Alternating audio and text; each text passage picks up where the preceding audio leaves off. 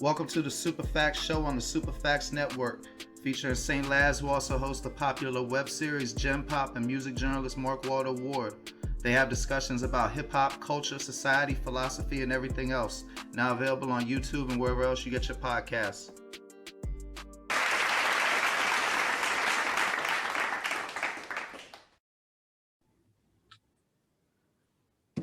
What up, world? This is Super Facts Show. Tonight we got Skitta Skat with us. What's up, brother? How you doing? What's up? How you doing, Mark? I'm chilling. You've been around the DMV scene for a minute. Won a couple songwriting awards. I mean, you're still been nominated for songwriting awards, video of the year. You're in a group G Writers, like Ride or Die, but then turned into G Writers, like writing. Yeah, exactly. But you came to my attention, even though I fucking host a podcast with your cousin or brother-in-law or whatever it is, through your new song. Which, I mean, that shit is a hell of a bop. It's a solo jump. And then Garrett said to me when I heard it, I asked about it, and then we set this up, and you sent me your bio. And so even though you're a successful member of a group, you saw that Chris Gotti was doing a freestyle competition for a new record company who won the competition would get a deal. Yeah, so they was holding a Freestyle Friday competition, and is this in the pandemic?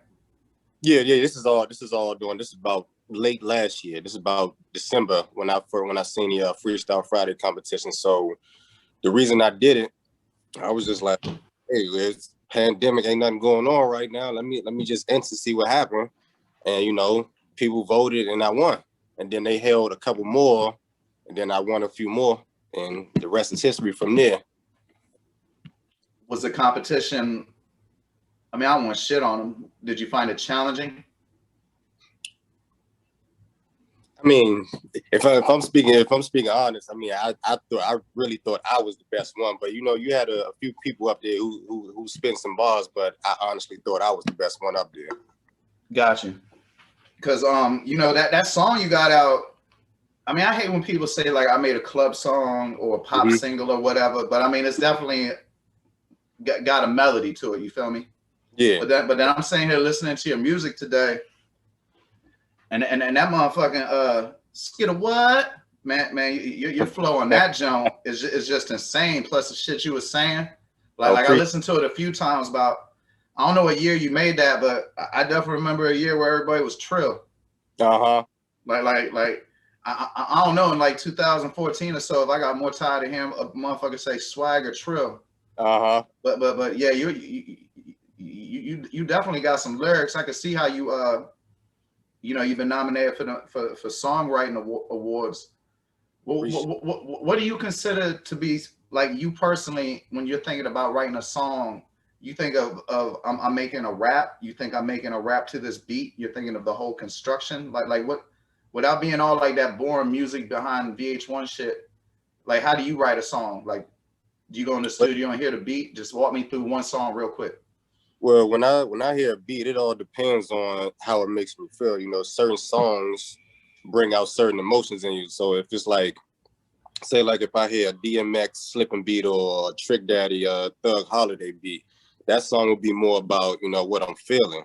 And if I heard something like the Jay-Z Jigga What, that automatically, I'm already thinking, okay, this it's time to get lyrical on this. It's something I got to bring out the flow on. So it all depends on the beat. So whatever the beat makes me feel, that's the direction I take. Got you. You spoke of DMX real quick. I'm curious of your opinion. I say this often, and people sometimes agree with me, sometimes people disagree with me. When they disagree with me, they'll say Tupac. But I feel that DMX, out of every rapper ever, has the ability to make you feel the widest range of emotions. Oh, of course, yeah.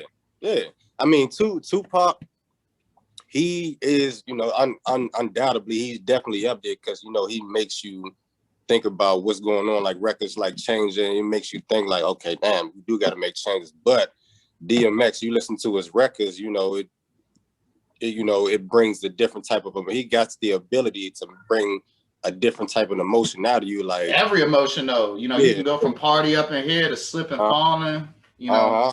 Exactly. I mean, that motherfucker damn near had me about to cry over a dead dog I never even saw. You know what I'm saying? Yeah. And it was funny is the song "Slipping." It's a line in there when he said, that's the only motherfucker I hit off of my last. Just another little nigga had to know it fast. I didn't know till I looked at his Drink Champs interview. He was actually talking about a dog. And I was, man, this nigga is crazy. I'm thinking he talking about a person and one of his little niggas, one of his little homies. The whole time he talking about a dog. So I said, man, that makes me even like DMX even more. Bruh, you know, I'm a big reader and I've read most every rap book that's come out, and his biography is like one of the saddest things I've ever read in my life. Like I have never, like, bro, like I've been to Fed prison, been all kinds of places, seen all kinds of fucked up people, traveled the world a little bit, and I have never heard a story as sad as DMX's story. Like up until the age of 20, that motherfucker, man, good God, I feel bad for that dude. And like people to be making fun of him for any addiction issues, y'all should be ashamed of yourself. Because just the fact that he even came from that to even be successful for a year is fucking miraculous. Because like his mother kicked him out when he was like 8 or something in New York City. I forgot the exact number, but it was like stupid young. I've heard bits and pieces of his story through interviews and his music, but it was I heard one interview, I forget, I believe it was Drink Champs interview, where he said one of his big homies, you know, he didn't even smoke around the time, but one of his big homies laced coke and all that. And I said, oh, now you see where the addiction starts. Somebody set him up. So you can't get mad at him for having this type of addiction when somebody had tricked him into it. I mean, you're from Capitol Heights, bro. You know about addiction. In my opinion, you know, when we was younger, you know, me and you were from different generations. They was kind of tricking us, making us feel like, you know, like people that was on drugs was like morally wrong and shit. Exactly. But I mean, you seen it. It ain't that. Motherfuckers poor. Motherfuckers' lives be hard. You got beef and you're worried about dying. You know, you don't got beef and you worried about dying. This motherfucker. You from Capitol Heights or District Heights? Well, I've been moving all around. I've been District Heights, Capitol Heights. I'm mainly from Suitland. I lived in Suitland 4 times in my life. So I know you've had extensive experience with the police, and not because you strike me as a criminal, but because I know if you were living in those areas in the 90s and 2000s, they were stopping and frisking like a motherfucker.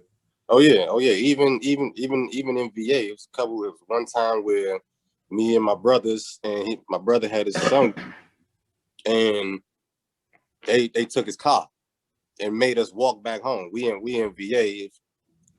Fortunately for us, it's around the time my brother mother, we got different fathers.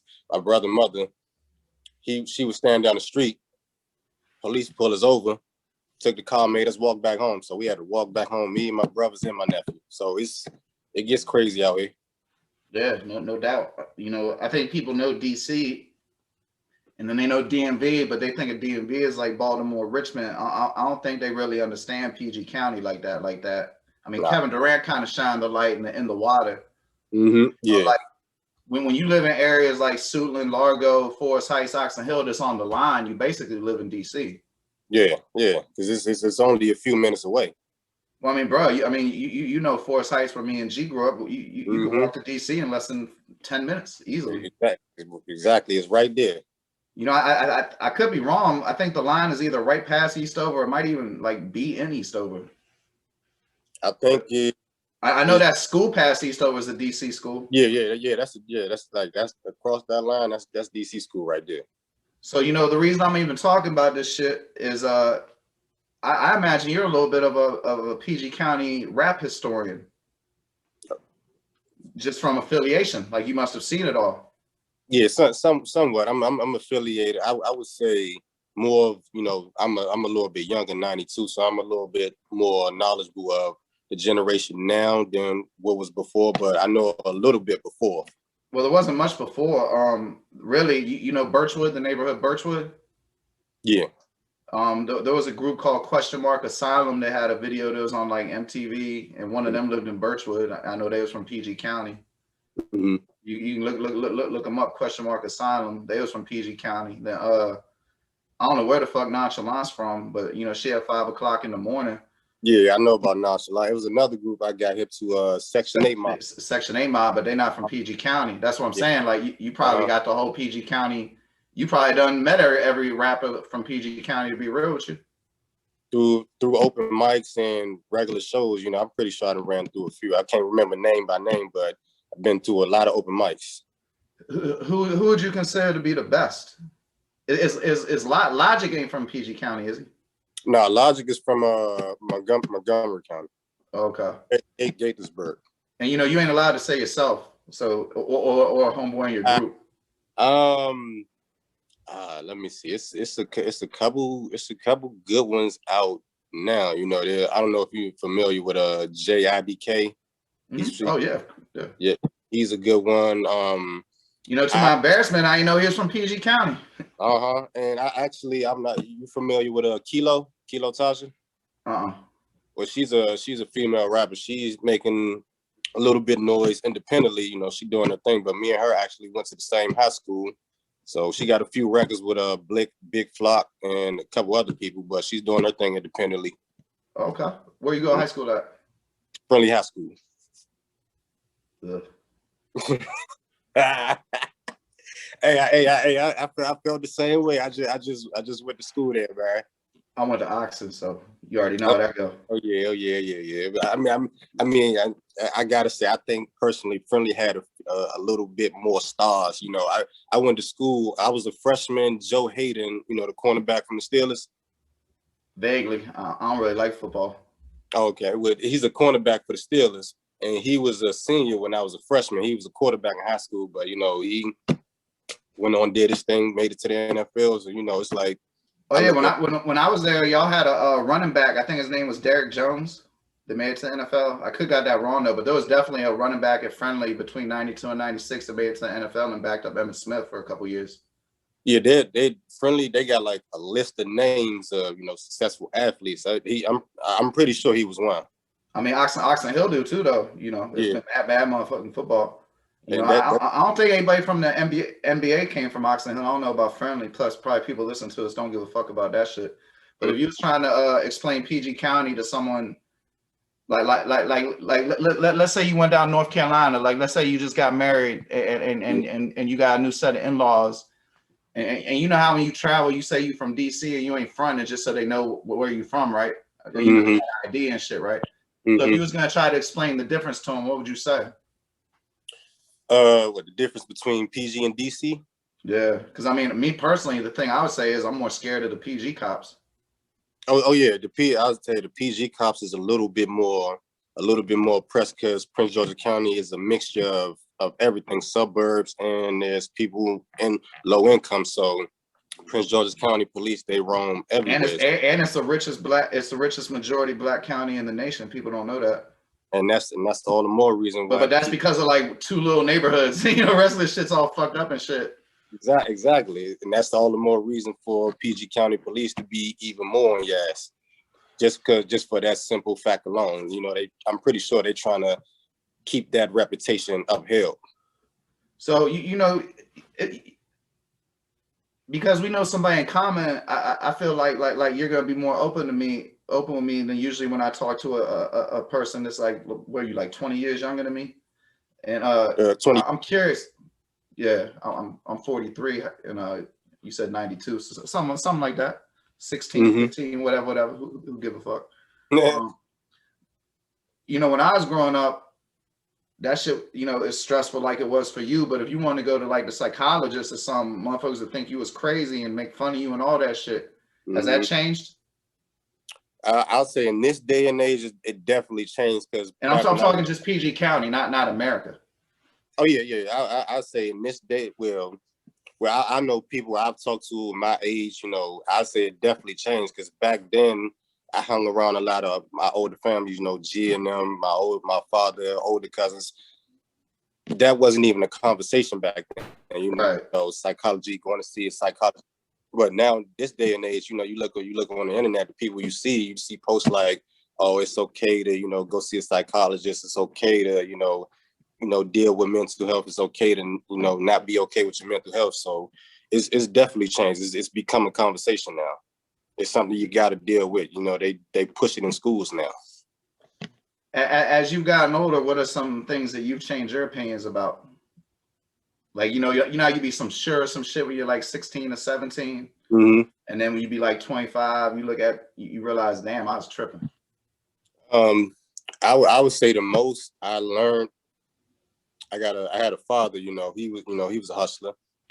And back then when you're young, you like, you know, the fuck are you doing this for? What's the reason? But as you get older, you realize the struggles that's going in the world, you know, jobs ain't paying as much, you're not getting many as hours, you know what I'm saying? And then people you grow up with, they, you know, you see the reason why they doing it, and you start to realize, well, damn, shit is hard out here. So you can't really get mad because now I understand why you're doing what you're doing. So not judging a person's situation for the reason why they're doing what they're doing. I would say that's what I changed. You know, it'd be ignorant if I said what white people don't understand about black people, because there is no one way white people act or one way black people act. Mm-hmm. But a lot of people who look down on black people that grow up in poverty environments, or anybody who grows up in a poverty environment and that chooses to sell drugs, there's things they don't take into consideration. Like, if you don't have the right pair of shoes, you're going to get made fun of all day, and you're going to have no chance to get a good education because you're going to be getting bullied all fucking day long. Exactly. And if you go and sell some fucking crack or whatever, because I guess motherfuckers probably don't be smoking crack like that now, or whatever motherfuckers be fucking with, you're going to be able to get them Jordans. Or it might not be food in the motherfucking house. Like, I ain't gonna, I'm not even gonna say who, but people we were talking about before this conversation started, I remember that there were times that the lights wasn't on.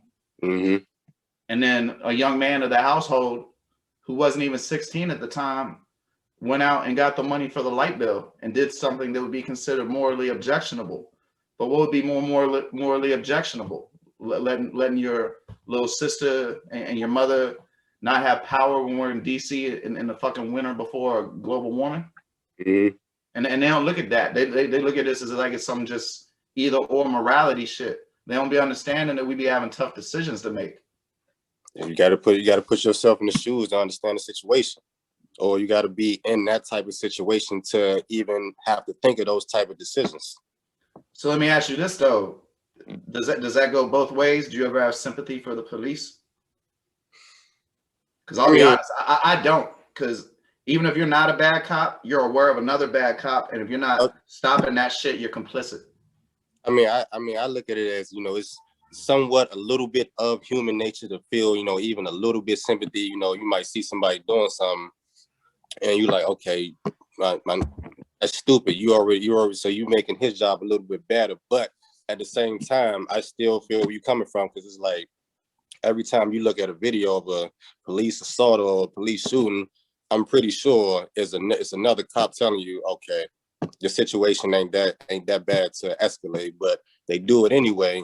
Now this cop that told the other cop there's no reason to escalate the situation, he's going to sit beside and stay silent. As I believe they call it the blue code, or the something like that. Yeah, something like that. Cross the blue line. Yeah, so it's like even though you good, you still on the bad side, because you ain't, even though it's your job, you ain't giving him up. So why should I feel some type of sympathy for you when you ain't giving him up and he's the bad guy? So you affiliated with him, so you automatically are the bad guy as well. Yeah, exactly. So, you know, man, I always say this shit, but I ain't Vlad and I ain't academics. I ain't trying to get nobody to snitch or nothing. And I have no idea what you've ever done in your life. But given your age range, you know, when I was growing up, there weren't no gangs. You know, we was like Forest Heights of 905 or whatever. You know, you go to be like your neighborhood or whatever, right? And then when I left DC and then came back, I started seeing a little bit of Bloods and shit, and I almost want to attribute that shit to Lil Wayne, to be real with you. Off the no bullshit, because it seemed like that motherfucking dedicate. I don't know, it's a dedication. No ceilings or one of them Jones. It just seemed like all of a sudden there's a rack of motherfuckers with twists and red bandanas and shit. Yeah, I gotta give a lot of credit to Game. When Game came out, he was a force to be reckoned with. So yeah, you know, he was made it known he was a blood. So next thing you know, you see a lot of people popping up. You like, where the hell this come from?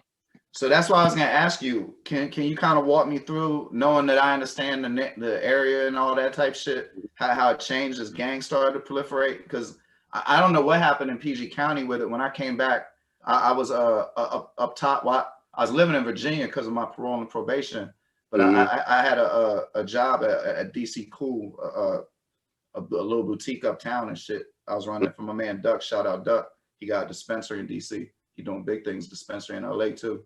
But so I saw what the gang culture was in Northwest, you know what I'm saying? Which was totally different than before I went to prison. Right. Like you wouldn't even seen that shit. And it was motherfuckers up there. I mean, you know about it. They got the bandanas tied around the mountain bikes. And to be real with you, I still didn't even feel like it was as dangerous as when crack was popping. So I was wondering what the gang shit's like in PG County without, like, you know, saying no names, getting nobody in trouble. I mean, if I'm like, is it places that people run up on you and be like, "Where are you from?" Like in LA and shit? Like, is motherfuckers like actively banging on each other and shit like that? No, it ain't like that. I had one incident. It was like a long time ago. This had to be when I was like 14. I was at Six Flags with my brother and his friends, and I had a blue shirt on, and a dude came up to me. He was like, "What's up, you cuz?" I'm looking at my brother. I'm like, I don't know this. This my brother. I don't know this nigga. We ain't cousins. So my brother looking at me. I'm like, and we all call each other cuz anyway. Yeah. So we looking. We like, what you talking about? He's like, "What's up? You crip?" We was like, nah. We didn't even know those was even out here. So automatically, that's an automatic no. So we all looking at each other. We like, nah. We think you, but we talking about family. Nah, we didn't even know that was out here. Word. Hey, I'm gonna go on a tangent real quick. We're gonna get back to that. You've been to Oxon Hill, the high school, right? I think I've been there about one time, probably for a game, and that's it. You know South Lawn, the neighborhood next to it.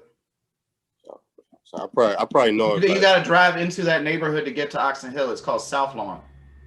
Yeah, I probably know if I see it. And if you be at the football field at Oxon Hill, you can see a park in South Lawn with a basketball court. And we used to skip school and go over there and ball, right? And one day, motherfuckers was supposed to meet up. Nobody came but me. And I had a red bandana. And this is like, bro, I probably had just seen Boys in the Hood. Like gang shit wasn't even like I knew colors. You know what I'm saying? Like I didn't even really understand that shit. Right. And I had that shit literally to wipe sweat. You know what I'm saying? Because you know you don't want to be sweat. You know you might ball during the day and you got your good polo shirt on and shit. So you wiping your head so you don't get the line and shit. So I got the red bandana tied around. And these motherfuckers from South Lawn, and for people who don't know, South Lawn is not the toughest neighborhood in the world. And they come up on me and they start pulling out blue bandanas and they ask me, and I got the red bandana, right? And they like, "You out here cripping?" And I'm like, "Cripping?" I'm like, "Nah." And then, "What you wearing a bandana for?" And I'm like, "To keep sweat out my eye." And I was like, I thought Bloods wore red. And them dudes was like, "Oh yeah." And it was just wrong and walked off. And that was like my only gang experience until like 2010, other than being in federal prison, which is full of gangs.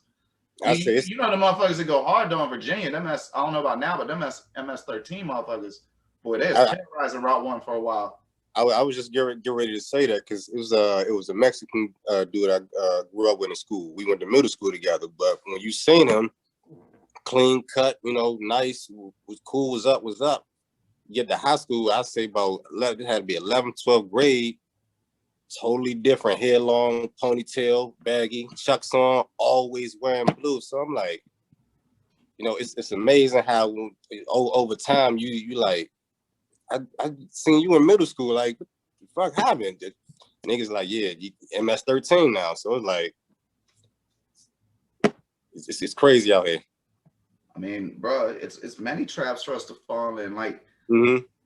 you young, like you see how motherfuckers make mistakes when they're 18 and 25, and that shit Mm-hmm. affect them when they 30. I mean, bro, I caught a felony like more than almost 20 years ago just for selling weed, and I got a fucking college degree that I can't use because I got a drug conviction. You know what I And, mean? And I had no new arrest in over a decade. yeah, and that's crazy. And I got fucking legal weed prescribed to me. You know what I'm saying?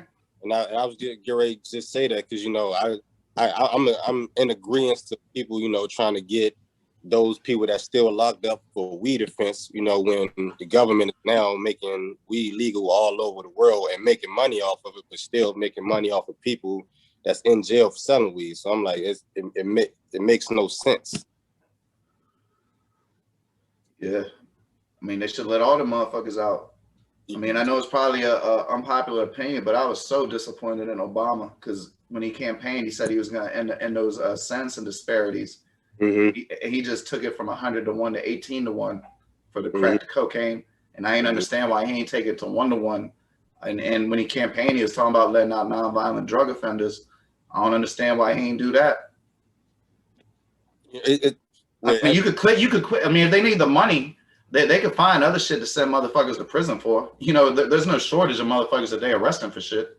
Exactly. And I've heard a few conversations about that, how you know, when he first got in office, you know, he couldn't do everything. But I'm like, I mean, that's one of the small, I'm pretty sure that's one of the smallest things on that presidential list. That's one of the smallest things you can scratch off and get done. But who I mean, knows I ain't trying to be on here throwing shade at Obama. You know, just particularly, I got friends who are still doing like 30. Yeah. Who got caught with like fucking, 10 dub rocks.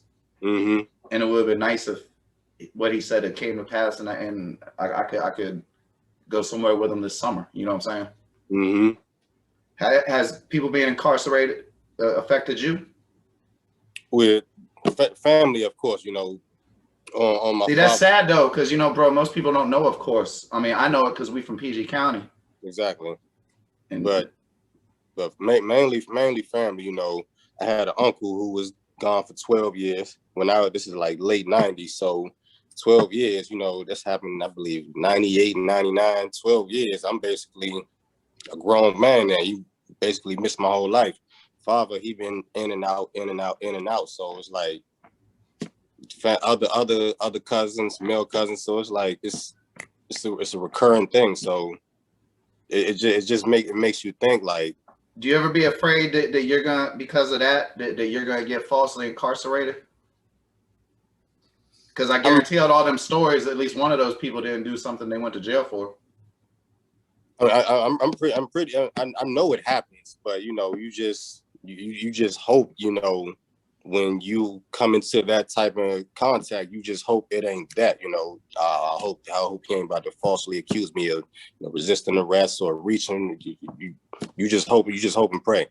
I mean, I feel you, bro, because I ain't never get my white privilege check. I used to get the fucking hot hood, the rough rides. I've been arrested well over 80 times, only been convicted once, twice.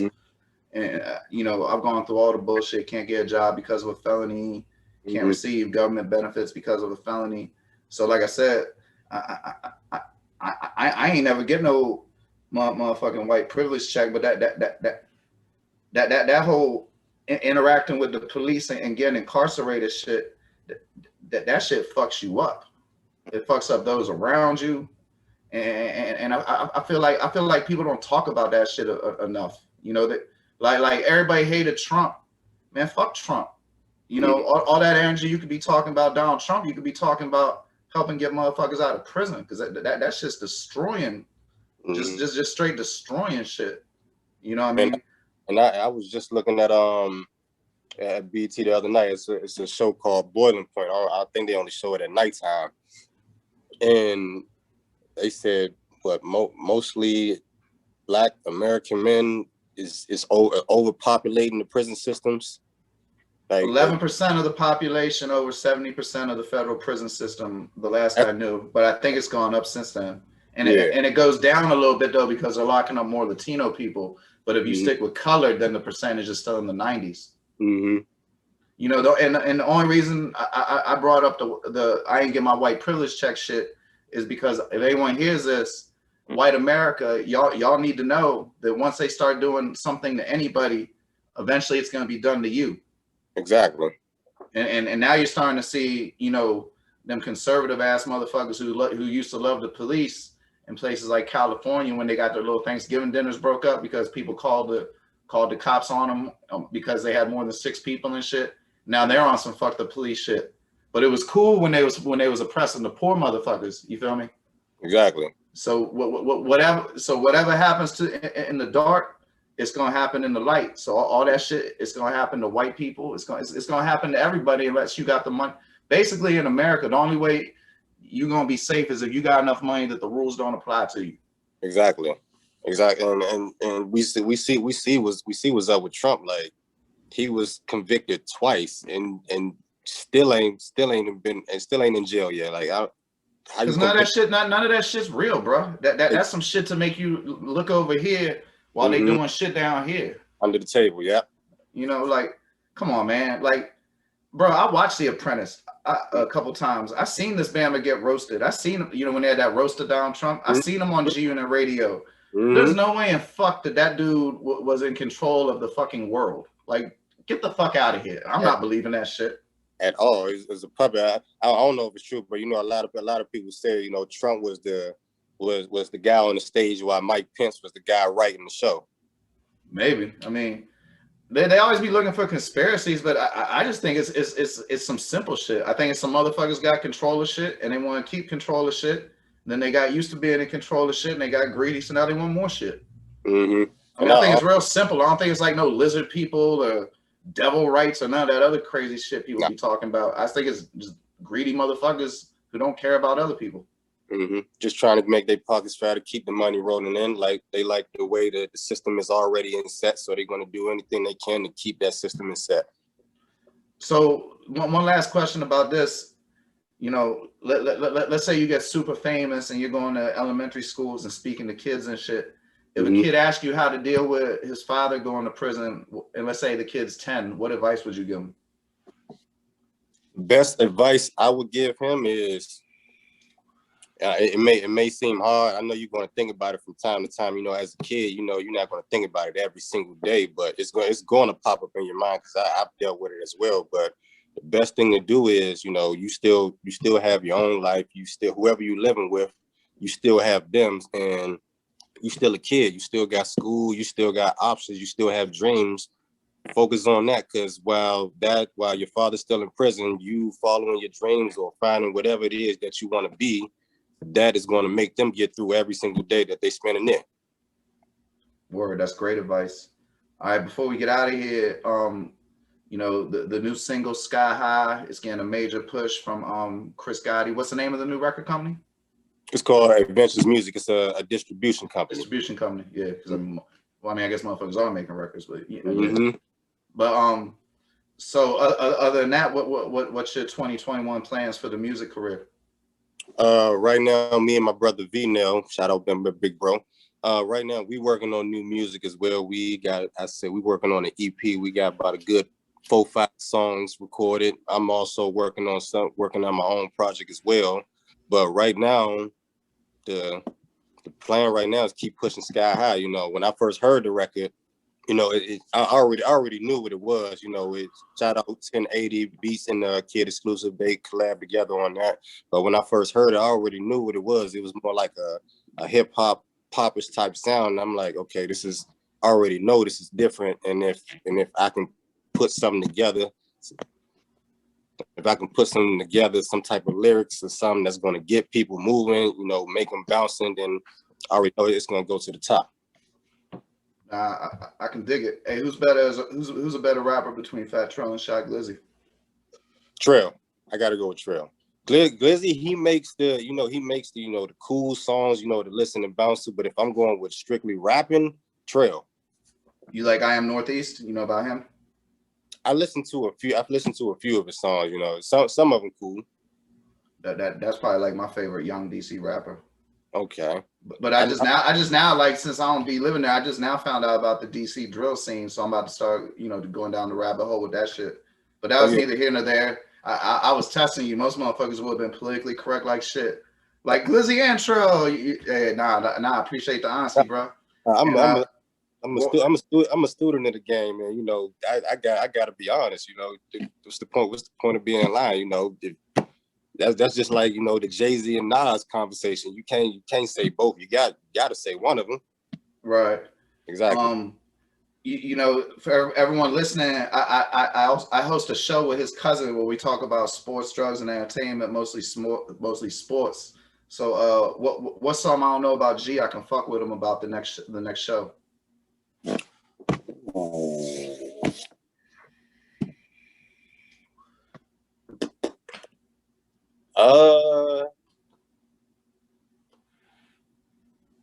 Honestly, I would have to say,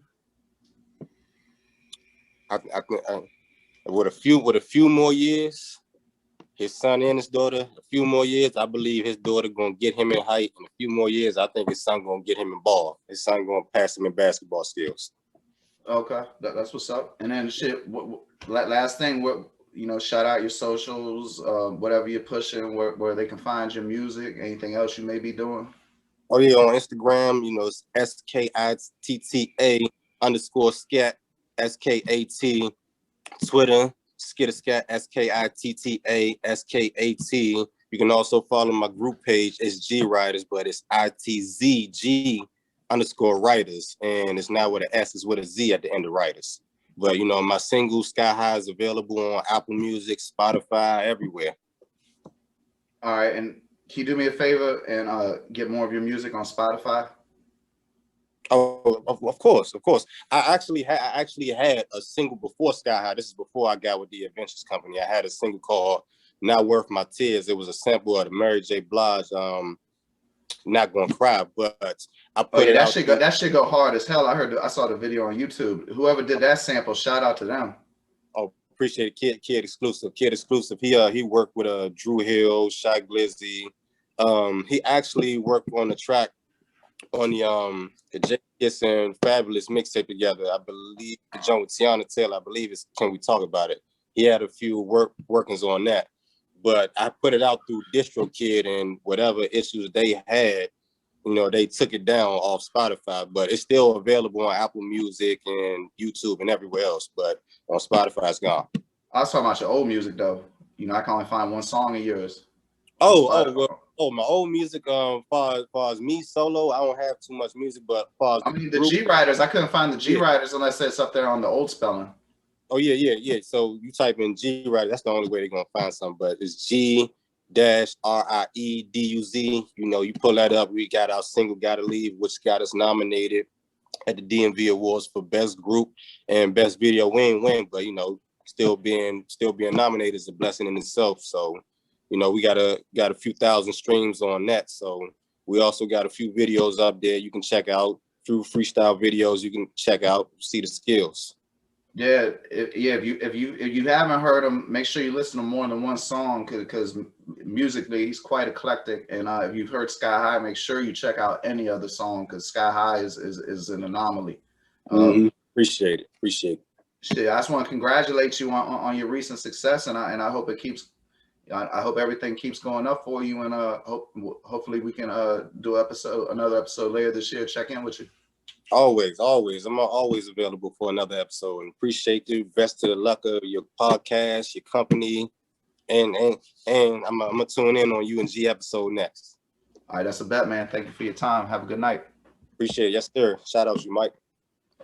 All right, man. Peace.